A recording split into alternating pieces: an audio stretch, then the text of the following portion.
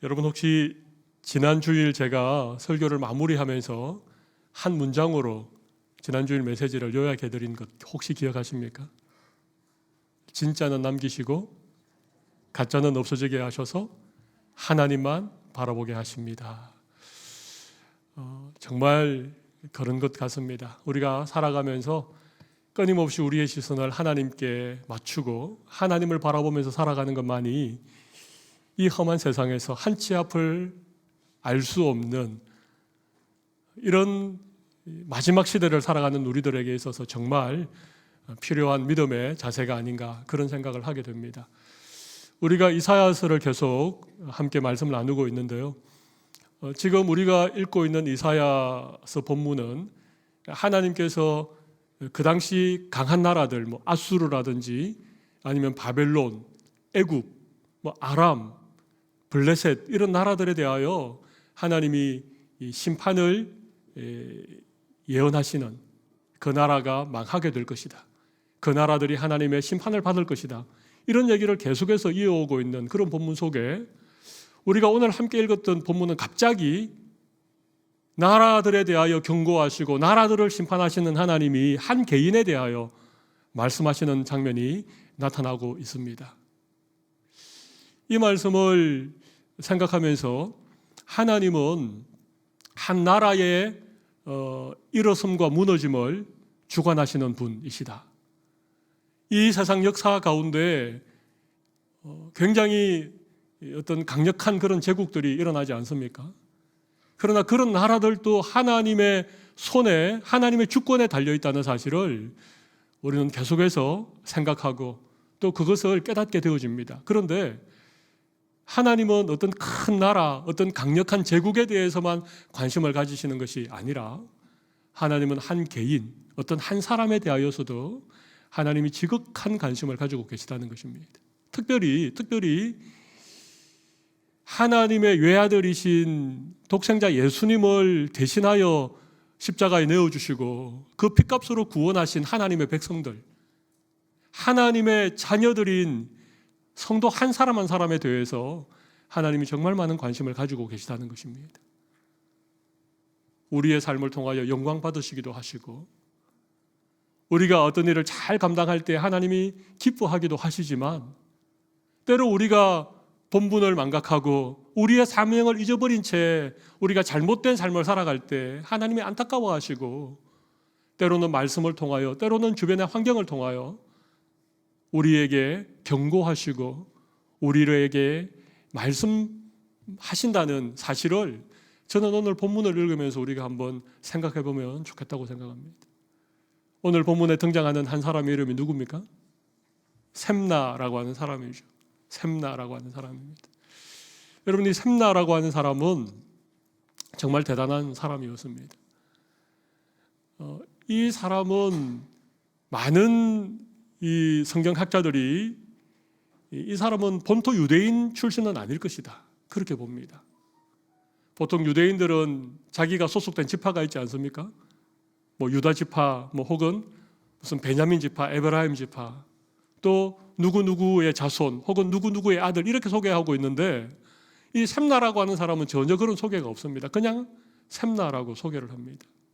아마 이 사람은 애굽에서 유대로 이렇게 이민 온 혹은 망명 온 사람이 아닌가 그렇게 보기도 하고 아니면 이방 나라 가운데 어떤 자손일 것이다 그렇게 추정하기도 합니다. 그런데 이 셈나라고 하는 사람이요 히스기야 왕이 나라를 다스렸던 그 유대 나라의 오늘 본문 15절을 보십시오. 거기 보면 그 국고를 맡고 왕국 맡은 자 셈나 그렇게 소개하고 있죠. 여러분, 국고를 맡았다는 것은 한 나라의 경제를 책임지는 자리였다는 것입니다. 오늘날로 말하면 재정부 장관 혹은 경제기획부 장관 정도에 해당하는 그런 직분을 가진 자였습니다. 대단한 그런 신분을 가지고 있죠. 거기다가 왕궁까지 맡았습니다. 왕궁을 맡았다는 것은 그 당시 황실이라고 하는 것은 대단하지 않습니까? 그 모든 재산과 거기에 딸려있는 모든 식솔들과 모든 것들을 관할하는, 지금으로 말하면 아마 대통령 비서실장 정도 되는, 그러니까 이 부총리가 주로 경제기획부 장관을 맡죠. 그러니까 재정을 담당하는 이 장관 겸 부총리, 거기다가 대통령 비서실장. 여러분 정말 이 샘나는요 1인 지하 만인 지상, 조금 어려운 말입니다만은 1인 지상, 샘나 위에는 딱 한 사람 히스기야 왕밖에 없었다는 것입니다. 그리고 모든 사람은 샘나의 발 아래에 있었습니다. 최고의 권력의 자리에 올라가게 된 것이죠. 어떻게 이 샘나라고 하는 정통 유대인도 아니고 어떤 대단한 가문 출신도 아니고 어떤 학벌이나 지연이나 이런 것들이 있는 사람도 아닌데 어떻게 이 샘나라고 하는 사람이 그 당시 국고를 맡고 왕국을 맡은 자리에까지 올라갔을까요? 이건 순전히 샘나라고 하는 그 사람의 실력이고 그 사람의 노력으로 그 자리에 올라간 것입니다. 오늘 본문에는 샘나의 어떤 허물이나 샘나가 잘못한 부분이 기록되어 있지만 한번 생각해 보십시오. 그 당시 유대 왕이 누구라고요? 히스기야는 참으로 선한 왕이었습니다. 그가 왕이 된 그 원년에 성전을 수리하고 개혁을 일으켰던 인물입니다. 우상을 깨트리고 하나님 앞에 다시 율법을 지켜드리고 하나님 앞에 제사를 온전하게 드리려고 노력했던 하나님 보실 때 선한 왕이었습니다. 그런데 그 히스기야의 눈에 발탁된 사람이 샘나였습니다. 그는 정직한 사람이었을 것입니다. 정말 성실한 사람이었을 것입니다. 그의 능력은 아주 탁월한 그런 사람이었을 것입니다. 그는 아마 그 시대의 모든 사람들에게 존경받을 만한 그런 사람이었는지도 모르겠습니다. 그야말로 입지전적인 인물이고 살아있는 전설, 레전더였을 것입니다. 근데 문제는 히스기야 왕에게 발탁될 만큼 성실하고 탁월하고 대단한 사람이었는데 그가 그 자리에 올라가니까, 국고를 맡고 왕궁을 맡은 최고의 자리에 올라가니까 이 샘나가 변하기 시작한 것입니다. 오늘 본문에 보면 그가 그 자리에서 한 일이 뭐라고요? 나와 있습니까? 자기를 위하여 높은 곳에 묘실을 파고 자기를 위하여 반석을 쪼아내어 처소를 만들었다는 것입니다. 표현이 참 재미있죠. 이사야 선지자가 하나님의 말씀을 샘나에게 전하는데 거기 보면 너를 위하여, 자기를 위하여, 자기를 위하여라는 표현이 3번이나 나옵니다. 샘나가 앉아있는 자리는 자기를 위하여 뭔가를 해야 될 자리가 아닙니다.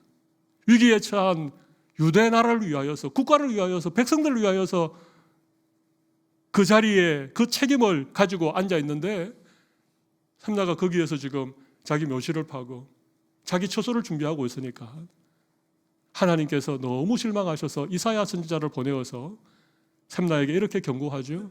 오늘 보면 17절 18절 말씀 보면 나 여호와가 너를 단단히 결박하고 장사같이 세게 던지되 반드시 너를 모질게 감싸서 곰같이 광막한 곳에 던질 것이라. 주인의 집에 수치를 끼치는 너여 내가 그곳에서 죽겠고 내 영광의 수레도 거기에 있으리라. 무슨 말입니까?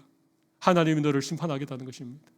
너를 공처럼 똘똘똘 말아가지고 저 광막한 그 광야로 던져버리겠다는 것입니다. 거기에서 너가 수치를 당하고 거기에서 너가 죽음을 당할 것이다. 이사야 선지자로부터 하나님의 엄중한 심판의 메시지를 이 샘나가 듣게 된 것입니다. 저는 오늘 이 샘나라고 하는 이 한 사람의 삶 가운데에서 우리에게 주시는 교훈이 저는 있다고 생각을 합니다. 우리가 샘나처럼 그런 높은 자리에 올라가지도 않은데 우리가 이 말씀을 들을 필요가 있나? 그렇지 않습니다. 어쩌면 우리 모두는 이 세상으로부터 특별히 부름받은 하나님의 백성들임과 동시에 베드로 사도가 우리에게 말씀하신 것처럼 왕같은 제사장이고 그의 거룩한 나라 백성들이기 때문에 우리는 우리에게 주어진 삶을 잘 살아야 될 책임이 있습니다. 한 번뿐인 우리의 인생이지만 우리의 삶을 최선을 다하여 살아드려야 될 반드시 필요가 있다는 것입니다. 언젠가 주님 앞에 우리 다 서게 될 것이고 그날에 우리의 삶을 계산하실, 우리의 삶에 따라서 하나님께서 상급 주실 그날이 우리에게 있기 때문에 우리 모두는 잘 살아야 됩니다. 우리에 있는 자리에서 우리가 맡아야 있는 그런 삶의 자리를 우리가 잘 지키고 살아야 됩니다. 그러기 위해서 우리는 오늘 샘날을 통하여서 배워야 될 교훈이 있습니다. 세 가지 주제를 가지고 제가 말씀드리겠습니다. 첫 번째, 좀 기억할 것은 성공보다 사명이 중요하다는 것입니다. 여러분 같이 한번 읽어볼까요? 성공보다 사명이 중요합니다. 성공을 위해서 사는 사람이 있습니다. 성공이 인생의 목적이 되는 사람이 있습니다. 샘나가 그랬습니다. 성공을 위하여 밤낮 쉬지 않고 최선을 다하여 그렇게 살아가는 사람이 있습니다. 그런데 성공이 인생의 목적이 되면 성공하고 난 다음에는 무너집니다. 내가 추구하던 어떤 것들이 이루어지면 그 다음에 할 일이 없기 때문에 그때부터는 엉뚱한 일을 하는 것입니다. 그 자리에 올라가기 전에는 참 괜찮은 사람이었는데, 참 성실한 사람이었는데 어떤 자리에 올라가게 되고 자기가 목표로 하던 어떤 것을 성취하게 되면 그때부터 변하는 사람들이 있습니다. 샘나가 그랬습니다. 그러나 사명이 목적이 되면 우리가 어떤 자리에 있든지 우리는 그 사명에 충실한 삶을 살아가게 되는 것이죠. 여러분 혹시 미국의 39대 대통령이 누군지 아십니까?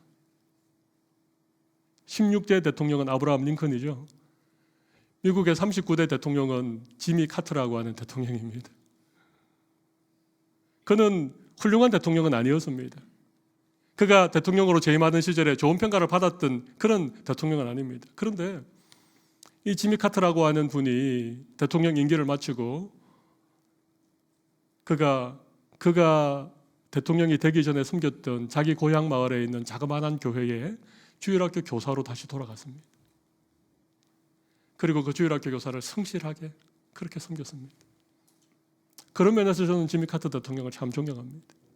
그분은 대통령으로 재임하던 시절보다 퇴임한 이후에 훨씬 더 많은 사람들의 그런 칭찬을 받았고 세계 평화를 위해서 이바지했던 사람입니다.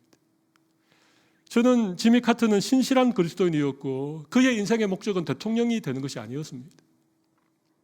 그는 한 사람의 그리스도인으로서 그가 대통령 자리에 있을 때는 대통령의 사명을 감당했지만 그 일이 끝나고 나서 다시 주일학교 교사로 돌아가서 그가 가르쳐야 될 코 묻은 어린아이들을 가르치면서 그렇게 자기의 사명을 감당하는 모습을 보여주고 있는 것이죠.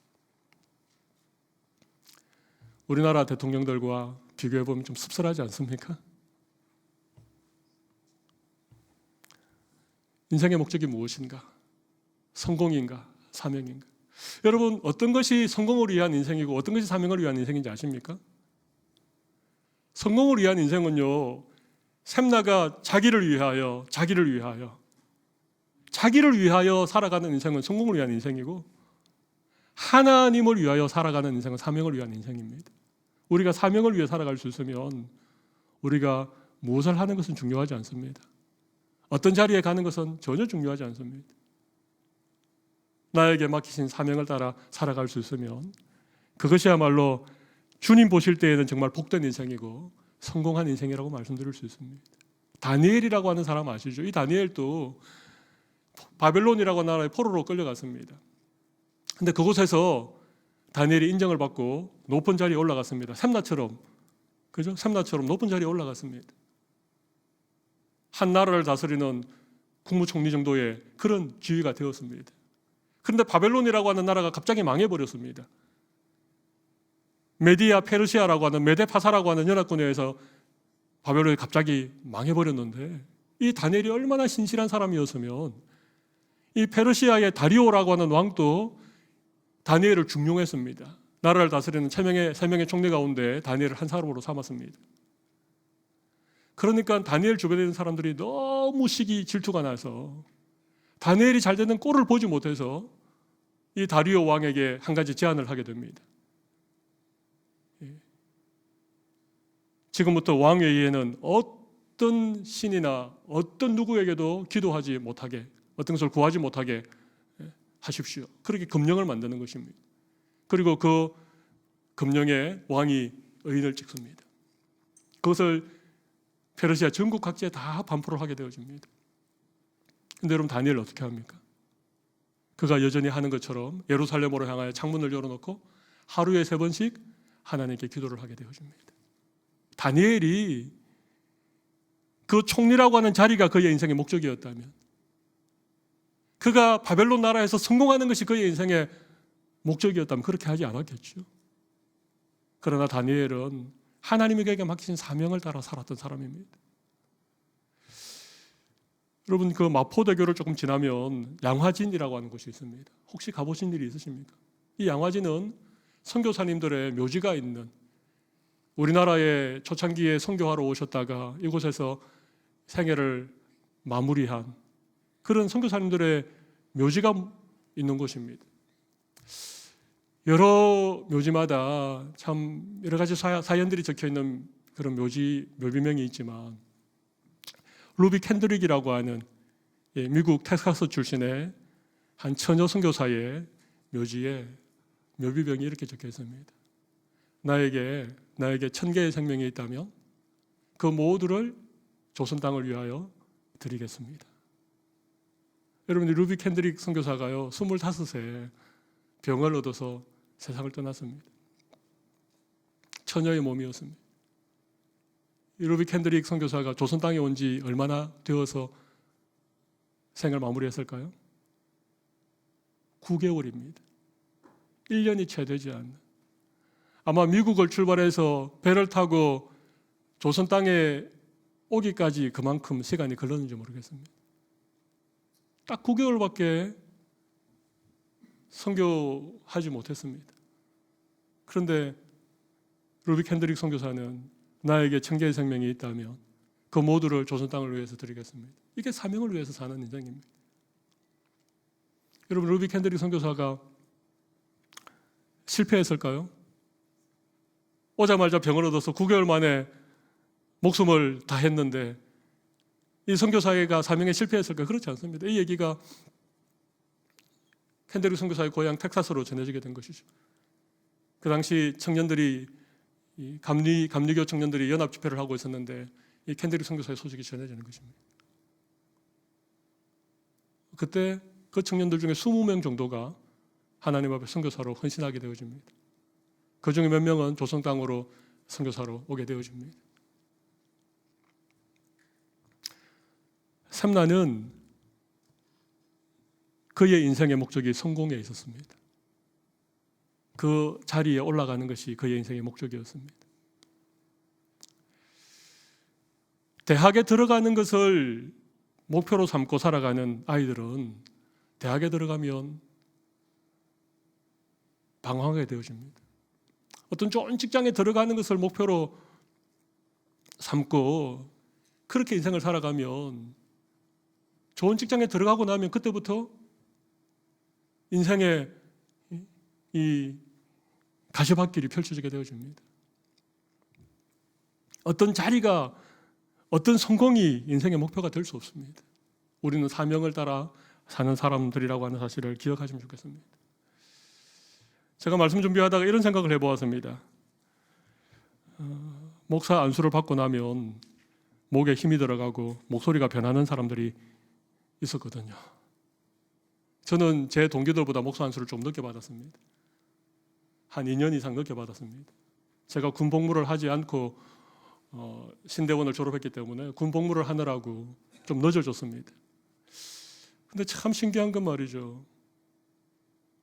목사 안수 받기 전에는 다 목소리가 나긋나긋하고 다 겸손했던 친구들이 목사 안수를 받고 나더니 목소리가 근엄해지고, 저는 나이가 들어서 목소리가 약간 이렇게 좀 변했지, 제가 목사 안수 받고는 변한 것 같지는 않아요.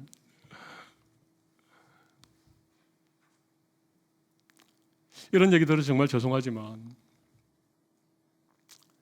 장로님이 되기 전에는 정말 괜찮았던 분이셨는데, 권사님이 되기 전에는 정말 겸손하신 분이셨는데,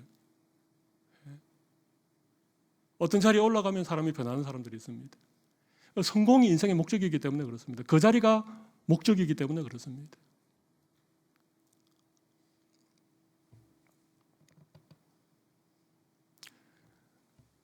대통령이 아니었을 땐 정말 괜찮은 분이셨는데 대통령이 되셔가지고 그분의 인생이 망한 분들이 많이 계시죠. 비서실장을 안 했으면 괜찮았을 텐데 비서실장 하는 바람에 온갖 비리가 드러나고 인생이 망한 사람이 있지 않습니까?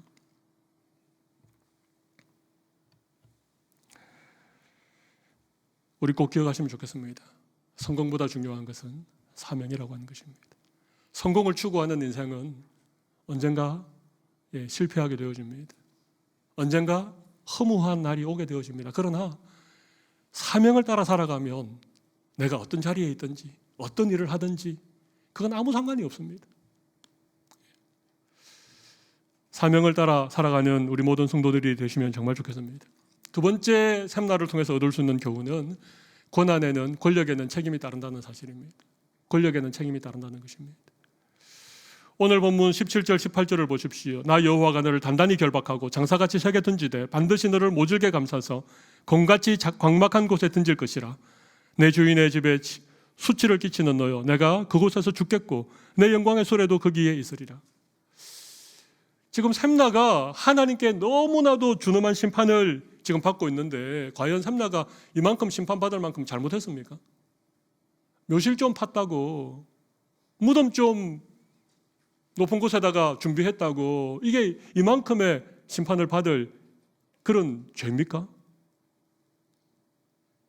우리 사실 이렇게 요즘은 매장을 많이 하지 않고 화장하기 때문에 그래도 화장을 하고 나면 이 납골당이라도 모시지 않습니까? 매장을 하면 매장할 땅이 필요하지 않습니까? 그 자녀들이 부모들을 위해서 묘지를 준비하기도 하고 그렇게 하지 않습니까? 만약 샘나가 그냥 일반 백성이었으면 아무 문제도 되지 않습니다. 그냥 돈 많은 부자여서 자기 묘지를 미리 좀 준비하고 바위를 좀 파내어서 거기다가 뭘 좀 준비하는 게 그게 이만큼 큰 죄가 되겠습니까? 그러나 샘나는 국고를 맡은 자였고 왕실을 책임지는 사람이었습니다. 그만큼의 권력이 주어졌기 때문에 그만큼의 책임을 필요로 하는 것이죠. 더 높은 어떤 기준, 그죠? 더 높은 어떤 책임감 이런 것들이 권력이 큰 만큼 비례해서 그에게 주어진다는 사실을 우리 꼭 아셔야 됩니다. 우리가 잘 아는 용어 가운데 노블리스 오블리주라고 하는 말이 있지 않습니까? 그죠? 예. 노블리스 오블리주를 실천하는 사람들이 생각보다 많지 않습니다. 권력을 가지고 힘을 가지고 자기를 위해서 어떤 일을 하면 그것이 사회적으로 큰 문제가 되고 이슈가 되어서 결국은 옷을 벗게 되고 수치를 당하게 되는 사람들이 얼마나 많습니까? 우리나라에는 인사청문회라고 하는 것이 있죠. 그래서 어떤 장관이라든지 어떤 중요한 어떤 요직에 사람을 세울 때에는 반드시 인사청문회를 거칩니다. 그러면 그가 위장 전입을 했거나 아니면 투기성으로 어떤 집을 사고 팔았던 것이 덜추어지면 문제가 되지 않습니까? 우리는 그리스도인들입니다. 제가 앞서 말씀드린 것처럼 우리는 왕같은 제사장들이기 때문에 우리의 신분은요 세상 사람과 다릅니다. 세상 사람들은 위장 전입도 하고 약간 어떤 이런 방법으로 그렇게 하는 것이 세상 사람들에게는 용납이 될지 몰라도 어떤 고위공직자로 나가려면 그게 다 문제가 되는 것처럼 우리는 왕같은 제사장들이기 때문에 우리 그렇게 사시면 안 됩니다. 우리에게는 더 높은 책임과 더 높은 윤리적인 기준이 우리에게 적용되는 것입니다. 왜? 우리는 하나님의 백성들이고 왕같은 제사장들이기 때문에 세상에서 말하는 도덕, 세상 사람들의 윤리의 기준이 아니라 우리는 하나님의 말씀의 기준이 우리의 삶의 기준이 되어야 되는 거예요. 그러니까 훨씬 더 윤리적으로나 도덕적으로 훨씬 더 높은 삶을 우리는 꼭 살아야 됩니다. 샘나는 묘실 좀 판 것 때문에 하나님께서 이사야를 통하여서 혹독한 심판을 샘나에게 경고하셨습니다. 여러분 혹 중요한 자리에 계십니까? 여러분에게 어떤 권력이 주어졌습니까? 남들보다도 많은 재물을 여러분이 소유하고 있습니까? 이거 전부 다 더 큰 책임이 우리에게 있다는 사실입니다. 누가복음 12장 47절 48절 말씀 보시면 우리 예수님께서 이런 말씀을 하십니다. 알지 못하고 맞을 일을 행한 종은 적게 맞으리라. 물은 많이 받은 자에게는 많이 요구할 것이요 많이 맡은 자에게는 많이 달라 할 것이니라. 보십시오. 많이 받은 자에게는 더 많은 것을 요구하고 많은 것을 맡은 자에게는 더 많은 것을 달라 하신다는 것입니다. 그러니까 우리에게 남들이 가지지 않는 어떤 것이 주어졌다. 어떤 권력이 주어졌다. 어떤 높은 자리가 주어졌다. 남들보다 건강을 가지고 있다. 남들보다 더 지혜가 더 많아서 더 높은 학벌을 소유하고 있다. 그러면 하나님 우리에게 더 많이 요구하신다는 거예요. 왜냐하면 권력에는 책임이 따르니까요. 마태복음 25장에 보면 달란트 비유가 나오지 않습니까? 그죠? 5달란트 받은 자에게는 5달란트를 요구하시는 거예요. 2달란트 받은 자에게는 2달란트를 요구하시는 것입니다. 많이 가졌다고 남들보다 높은 자리에 있다고 좋아만 하지 마십시오. 그만큼의 책임이 따르고 하나님께서 우리에게 요구하시는 것이 반드시 있다는 사실을 기억하셔야 됩니다. 에스더라고 하는 여인을 우리 아시죠? 에스더도 원래 히브리 사람이었는데 바벨론의 포로로 끌려가서 나중에 페르시아의 아하수에로라고 하는 왕의 왕비가 되는 여인입니다. 에스더 다 아시죠? 예. 근데 이 에스더가 왕비로 있을 때에 하만이라고 하는 사람이 이 히브리 민족을 죽이려고 계략을 꾸미게 되는 것입니다. 그때 모르드게라고 하는 이 에스더를 수양딸처럼 그렇게 키웠던 이 모르드게가 그 상황을 듣게 되고 이 위기의 상황에서 히브리 백성들을 구원하기 위해서 왕비로 있던 에스더에게 가서 이렇게 얘기합니다. 그게 에스더 4장 14절의 말씀인데요. 이때 내가 만일 잠잠하여 말이 없으면 유다에 있는 다른 데로 말미암아 노임과 구원을 얻으려니와 너와 내 아버지 집은 멸망하리라. 네가 왕후의 자리를 얻은 것이 이때를 위함이 아닌지 누가 알겠느냐. 네가 왕후의 자리에 있는 것이 이때를 위함이 아니겠느냐. 왕후의 자리가 그냥 주어지는 게 아니라는 것입니다. 그만큼의 책임이 함께 따른다는 것이죠. 모르드게로부터 이 말을 들은 에스더가 우리가 잘 아는 것처럼 죽으면 죽으리라고 하는 각오를 가지고 왕에게 나아가게 되죠. 그리고 왕에게 자기 민족이 처해 있는 모든 상황들을 알리게 되어집니다. 그래서 유대 백성들은 그 큰 위기로부터 구원을 받게 되는 것이죠. 오늘 말씀 잘 보십시오. 네가 잠잠하면 하나님은 다른 데를 통하여 이 백성들을 구원하시겠지만 하나님은 어떤 방법을 통해서라도 하나님의 백성들을 구원해 가십니다. 그러나 내가 지금 그 자리에 있는 것이 이때를 위함이다라고 하는 이 말씀이 우리에게 정말 깨달아진다면 하나님은 그 에스더를 통하여 하나님의 백성들을 구원하시는 일을 성취해 나가신다는 것입니다. 우리 모두는 어떤 것이라도 가지고 있습니다. 하나님께로부터 크든 작든 은사도 받았고 또 건강이나 생명이나 재물도 우리가 받았습니다. 우리에게 있는 것이 정말 하나님께서 우리에게 주신 은혜인 것을 우리가 깨닫게 되어지면 그 일에 대해서 또 책임 있는 그런 모습으로 살아갈 수 있으리라고 생각을 합니다. 특별히 청지기라고 하는 이 사실을 우리가 늘 기억을 하면 좋겠습니다. 내가 가진 것은 나의 것이 아니라 하나님에게 잠깐 맡기시고 내가 그것을 관리하는 청지기라고 하는 이런 마음들. 그런 마음이 있으면 저는 그것을 권력이라고 마음대로 그냥 나를 위해서 사용하는 것이 아니라 하나님의 구원의 역사에 책임 있는 그런 모습으로 우리가 살아갈 수 있으리라고 생각을 합니다. 액턴 경이라고 하는 로드 액턴이라고 하는 이분은 19세기 후반에 살았던 사람인데 역사가입니다. 이분이 했던 유명한 말이 있습니다. 아마 들어보면 여러분들도 금방 아시는 말입니다. 모든 권력은 부패한다. 절대 권력은 절대적으로 부패한다. 이런 말을 남겼던 유명한 분이십니다. 여러분, 모든 권력은 부패하게 되어 있습니다. 절대적인 권력을 가지면 그는 절대적으로 부패하게 되어 있습니다. 세상의 권력의 특징이 그것입니다. 부패하게 되는 것입니다. 왜냐하면 그 권력을 가진 사람들의 마음이 죄인이기 때문에. 권력을 손에 쥐면 이 권력의 힘이 얼마나 되는지, 이 권력으로 무엇을 할 수 있는지를 확인하고 싶어 하는 것이 인간의 생각입니다. 여러분에게 어떤 것이라도 주어져 있다면 권력은 부패하고 절대 권력은 절대 부패한다라고 하는 이 사실 앞에 우리가 좀 겸손하게 하나님 앞에 계신 그런 청지기적인 책임을 우리가 다시 한번 생각할 수 있는 그런 은혜를 주시면 좋겠습니다. 마지막으로 한 가지만 더 생각을 해보겠습니다. 세 번째 생각해 볼 주제는요, 실패에도 기회가 있다는 것입니다. 여러분, 셈나라고 하는 사람이 오늘 우리가 읽은 본문에는 굉장히 나쁜 사람, 악한 사람으로 나오는데 셈나가 과연 그랬을까요?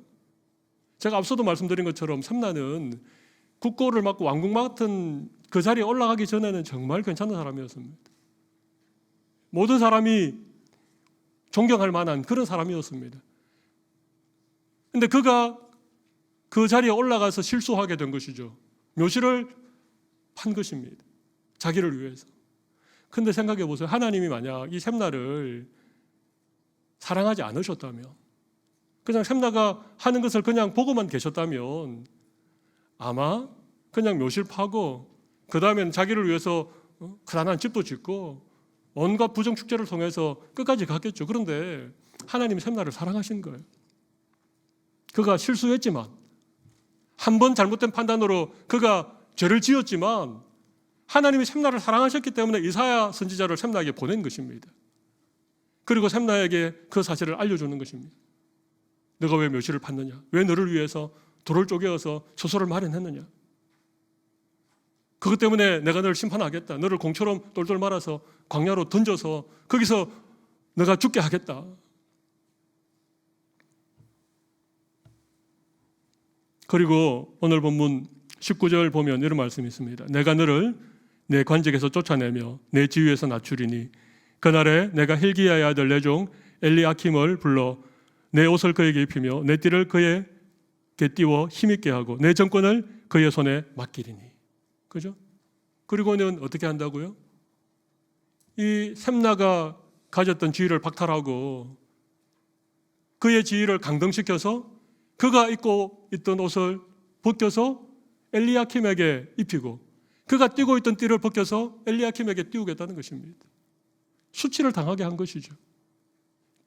하루아침에 가장 높은 자리에서 낮은 자리로 떨어져 버린 것입니다. 저는 이 말씀을 읽으면서 하나님이 셈나를 사랑하셨구나. 셈나가 회개하고 돌이킬 수 있는 기회를 하나님이 주셨구나. 저는 그렇게 생각했습니다. 물론 이 본문을 다루는 많은 성경학자들이나 해석하시는 분이 셈나가 마지막에 좀 처참하게 그렇게 최후를 맞이했을 것이다. 그렇게 생각하는데 저는 그게 대해서는 모르겠습니다. 성경에서 셈나의 마지막을 기록하고 있지 않으니까. 그러나 분명한 것은 하나님이 셈나의 죄에 대해서 정확하게 말씀하심으로 셈나에게 다시 한번 기회를 주고 계신다는 것입니다. 제가 왜 이렇게 말씀드릴 수 있는가 하면요, 열왕기하 18장 말씀 보면 18장 37절 말씀 보면 히스기야 왕 제14년 그때에 아수르라고 하는 나라가 이 유대 땅을 쳐들어옵니다. 랍사게라고 하는 군대 장관을 앞세워서. 그래서 유대 나라의 48개 성읍이 다 점령당하고 마지막 예루살렘 성읍만 남았습니다. 예루살렘 성읍을 포위하고 랍사게가 빨리 항복하라고 그럴 때에 이 히스기야 왕이 3명의 사신을 랍사게에게 보내어서 단판을 지으려고 합니다. 그때 히스기야 왕의 명령을 받고 랍사게에게 가서 이 국가적인 위기, 이 중요한 단판을 짓는 자리에 셈나가 다시 등장하게 됩니다. 그런데 보십시오. 거기 보면 왕궁 내의 책임자인 엘리아킴과 그죠? 서기관 셈나와 아삽의 아들 사관 요아가 거기에 가게 되는 것이죠. 예. 원래 왕궁 맡은 자가 누구였습니까? 셈나였습니다. 그런데 그가 묘시를 파고 이런 것 때문에 그의 지위가 낮아져 버린 것입니다. 그가 입고 있었던 옷을 지금 엘리야킴이 입고 있는 것입니다. 셈나는 서기관이었습니다. 여러분, 서기관은 높은 지위가 아닙니다. 서기관은 어떤 것을 이렇게 기록하는 그런 역할이니까요. 그런데 셈나는 히스기야 왕의 명령을 받아서 엘리야킴을 모시고 그 랍사게 군대 장관과 단판을 짓는 자리에 나가게 된 것입니다. 그리고 거기에서 모든 얘기를 듣고 돌아와서 히스기야 왕에게 보고하면서 마지막에 어떻게 한다고요? 그의 옷을 찢었다는 것입니다. 여러분, 옷을 찢는다는 것은 물론 어떤 마음의 어떤 격한 것을 드러내는 행위이기도 하지만 옷을 찢는 것은 회개하는 것입니다. 샘나가 얼마나 수치스러웠을까요? 그죠? 1인지하 만인지상 국고를 맡고 왕궁을 맡은 최고의 자리에서 그가 묘실 하나 판 것 때문에 갑자기 징계를 당해서 그의 옷이 벗겨지고 그의 지혜가 강등당해서 일개 서기관이 되었는데 다시 히스기야 왕이 국가적인 위기 앞에 샘나를 부르니까 샘나가 그 자리에 나아간 것입니다. 그것도 자기 옷을 대신 입고 왕궁의 책임을 지고 있는 엘리야킴을 모시고 랍사게 앞에 나아간 것입니다. 그리고 성실하게 그 일을 감당하고 돌아와서 옷을 찢으며 왕에게 모든 사실을 보고하는 자리에 샘나가 지금 있는 것입니다. 저는 이 말씀을 읽으면서 샘나는 분명히 회개했을 것이다. 저 개인적으로는 그렇습니다. 다른 분들이 이 본문을 해석하는 것은 다릅니다. 샘나는 나중에 애굽으로 도망갔다가 거기에서 처참하게 죽을 것이다. 그것이 일반적인 해석입니다만은 샘나의 최후는 저도 모르겠습니다만은 적어도 이사야 선지자를 통하여서 하나님의 준엄한 경고의 말씀을 들었던 샘나는 분명히 그 자리에서 자기의 잘못을 돌이키고 회개하고 수치스러운 자리이지만 서기관으로 강등되어진 그 직책이지만 최선을 다하여서 그 일을 감당하고 있는 모습을 우리에게 보여주고 있습니다. 저는 이것이 정말 중요하다고 생각합니다. 우리 다 실수할 수 있습니다. 우리가 실수하고 우리가 죄를 짓고 우리에게 주어진 어떤 권력이나 우리에게 주어진 어떤 성공의 자리를 하나님께 영광 돌리지 않고 자기를 위해 살아가다가 우리가 하나님의 징계를 우리가 받을 수 있습니다. 근데 그때 우리가 어떻게 반응하는가, 이게 정말 중요한 것이죠. 대부분의 사람들은 그것을 부끄러워합니다. 그것을 받아들이지 못해서 남은 인생을 괴롭게 살아가는 사람들이 많이 있습니다. 심지어 어떤 사람은요, 자기의 수치가 드러날까 봐 극단적인 선택을 하는 사람도 있습니다. 수치를 당해야 됩니다.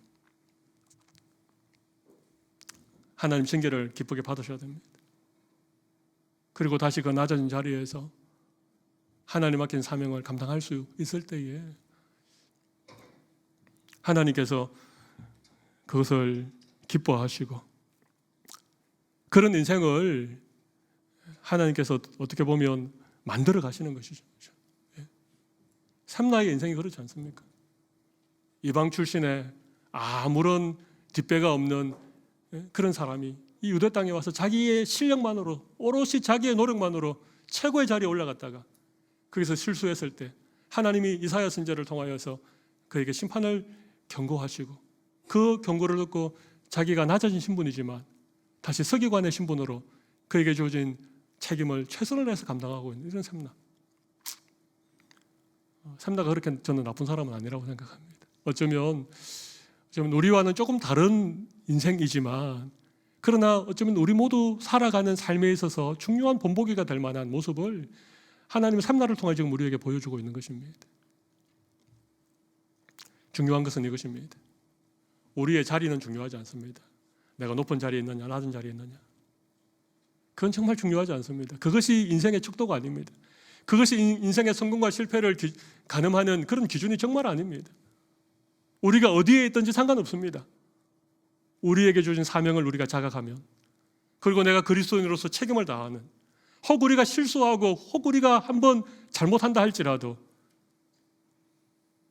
우리가 다시 수치를 무릅쓰고 우리의 그 자리에서 다시 우리에게 주어진 책임을 다해서 살아간다면 언젠가 주님이 다시 오시겠죠. 그리고 우리 모두는 주님 앞에 가서 서게 되겠죠. 그때 하나님이 우리 모두에게 이렇게 말씀하시리라고 저는 기대합니다. 잘하였도다 착하고 충성된 종아, 내가 작은 일에 충성하였으면 내가 큰 것으로 너에게 맡기리라.